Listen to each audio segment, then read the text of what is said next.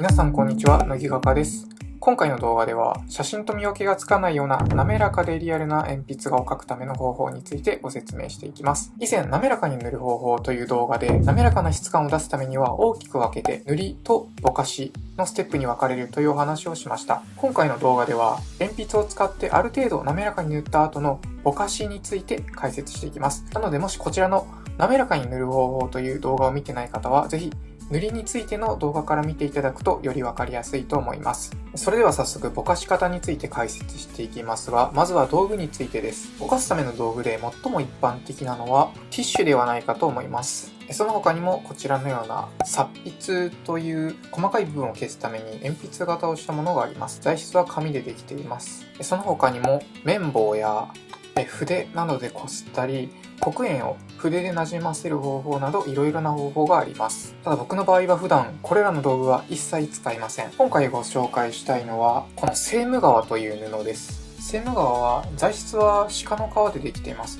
触った感じとして、一番近いのはメガネ拭きですかね。サイズにもよりますが、ホームセンターとか Amazon でだいたい A4 サイズで500円から1000円くらいで売っています。メーカーや値段でそこまで差はないんですけど、一応普段僕が使っているやつのリンクを動画の説明欄に貼っておきます。Amazon でだいたい700円ぐらいのものです。僕も鉛筆画を始めた当初はティッシュや擦筆などいろいろな方法を試したんですけど、ただ擦筆や綿棒ではあまり黒鉛が伸びないっていうのと、結構硬いので紙の凹凸を傷つけてしまうといったデメリットが目立ちました。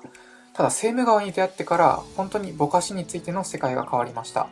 あまりにセーム革が有能すぎて他の道具は一切使えなくなりました。何がそんなにいいのかというと、カサカサしたティッシュや擦筆、綿棒と違ってセーム革はある程度しっとりとした手触りなので程よく鉛筆の粉が伸びます。試しに比較してみましょう。左側がティッシュでぼかした時で、右側がセーム革でぼかした時です。お分かりでしょうか？ティッシュではあまり黒鉛が伸びておらず、鉛筆のザラザラ感が残っていますよね。セーム革では黒鉛がしっかり伸びており、ザラザラ感も少なくなっています。このようにセーム革を使うことで、鉛筆で描いたザラザラ感を限りなく消すことができます。ではここからはセーム革の使い方について解説していきます。ここで初めてこの動画を見る方はおそらくセーム革なんていう変わったものはお持ちではないと思います。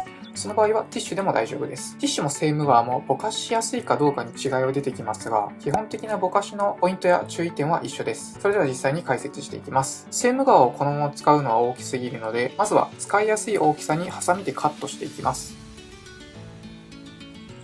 僕は普段だいたい1センチから2センチ程度の大きさにカットをしています。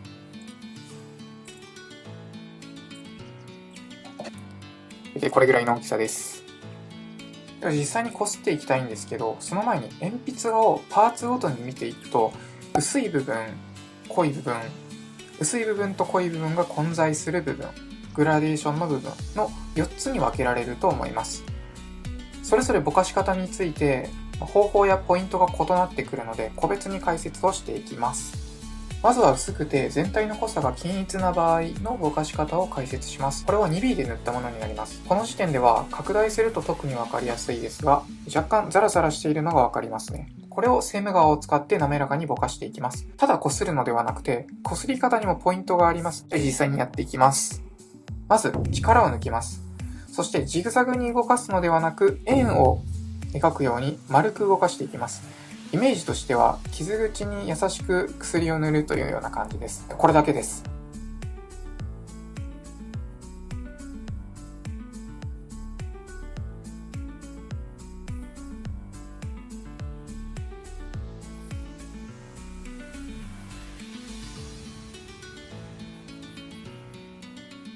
はい、こんな感じです。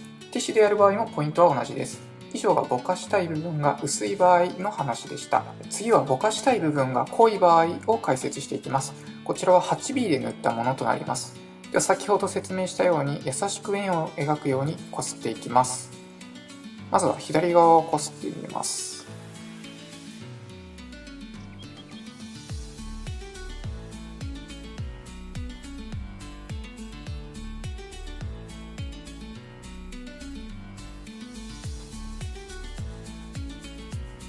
はい、こんな感じです。するとお分かりでしょうか？まだぼかしてない右側よりも、ぼかした後の左側の方が若干濃くなっているのが分かりますか？セーム川でこすった面を見てみると、黒く汚れているのがわかります。黒鉛が付着した状態でこすると、紙のくぼんでいる部分にもしっかりと黒鉛が入り込みます。それによって本来よりも若干濃くなります。そのため、例えば最終的に10という濃さにしたいのであれば、8くらいの濃さで鉛筆で塗っておき、セーム側でこすって10にするというふうに事前に計算をしておくことが大事です。では残りの右半分も同様にぼかしていきます。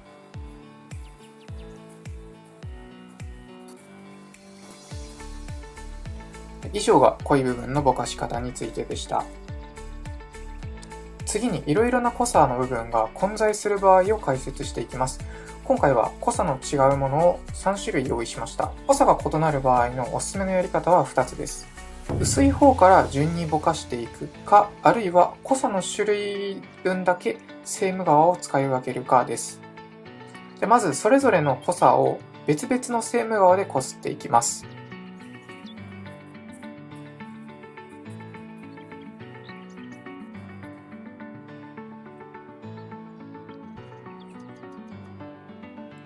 すると薄い部分をこすったものはあまり汚れず、濃い方は汚れています。注意しなければいけないのは、濃い部分をこすった面で薄い方をこすってしまうと、濃い部分が映ってしまいます。なので濃さが複数ある場合は、セーム側を使い分けるか、薄い方から順にこすっていきます。今回で言うと、こちらのものでまずこすって次にだんだんと濃い方へ移動していくというような形です。この順番が大事になります。その他のポイントとしては、こすっている時にその部分の境界線からはみ出ないようにすることです。必ず同じ濃さの部分、つまり境界線の中でこするようにします。濃さの違う部分をこする時のポイントをまとめると、常に塗りたい部分の濃さとセーム側でこする部分の汚れ具合に注意をしてください。これも使っているうちに感覚がつかめてくると思います。以上が様々な濃差が存在する場合のセーム側の使い分けの話でした。最後にぼかしたい部分がグラデーションになっている場合について解説していきます。今回はこちらをぼかしていきます。正直グラデーション部分っていうのが一番難しいです。では実際にやっていきます。まずどこからぼかすかについてですが、ここまで動画を見てきた皆さんにはもうわかると思うんですけど、横方向に動かすのは間違いです。濃い部分を通過した後に薄い部分に帰ってくると、ここが汚れているので色が混ざってしまいます。そこで正解の動かし方は、グラデーションの方向と垂直になるように動かしていきます。今回の場合で言うと縦方向です。このような感じです。慣れてくればこのように濃い部分の黒鉛を払うようにこすって力加減で濃さを調節するということができるんですけど、慣れるまでは薄い方から濃い方へ縦方向に動かしていくのがいいと思います。この縦方向に動かすメリットとしては、こする部分を細い縦線で考えると、縦線部分っていうのは濃さがほぼ均一です。これを徐々にぼかす部分を濃い部分へと移動していくと、それと同時にセーム側にも黒鉛がだんだんと付着して黒くなっていくのでちょうどいいです。では実際にやっていきます。まず薄い方から縦方向にぼかしていきます。その時のポイントとしては、セーム側は汚れていないものを、新品のものを使います。このような感じです。もう一つポイントを挙げると、最初の方に言いましたが、ジグザグに急ブレーキをかけながら擦るのではなく、常に円を意識しながら動かしていきます。今回は楕円ですね。楕円上で折り返すときも紙にかかる力が均一になるように優しく折り返します。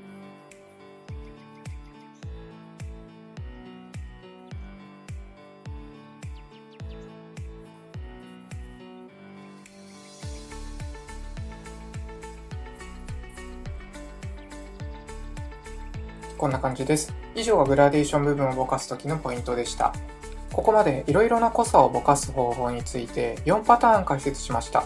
ぼかす前とぼかした後でどれぐらい滑らかさが違っているかをそれぞれ比べてみましょう。まずは薄い場合、次が濃い場合、次が薄い部分と濃い部分が混在する場合、最後がグラデーションです。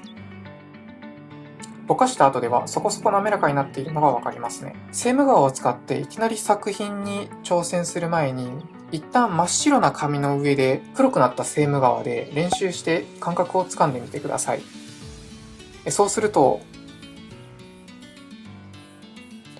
折り返す時に力が多めに加わって頂点の部分でムラができてしまうことや、均一にぼかすためにはいかに力を抜いて優しく円のようにこするかが大切かということがよく分かってくると思います。今回はセーム顔で解説しましたが、ティッシュといった他の布などでぼかす場合も基本の考え方は同じです。以前ご紹介した鉛筆で滑らかにムラなく塗る方法のテクニックと今回のぼかしをマスターすれば、おそらく皆さんが今まで以上に滑らかな鉛筆が描けると思います。今後もですね、このような解説動画をたくさん配信していきますので、興味のある方はぜひチャンネル登録お願いします。ここまでご視聴ありがとうございました。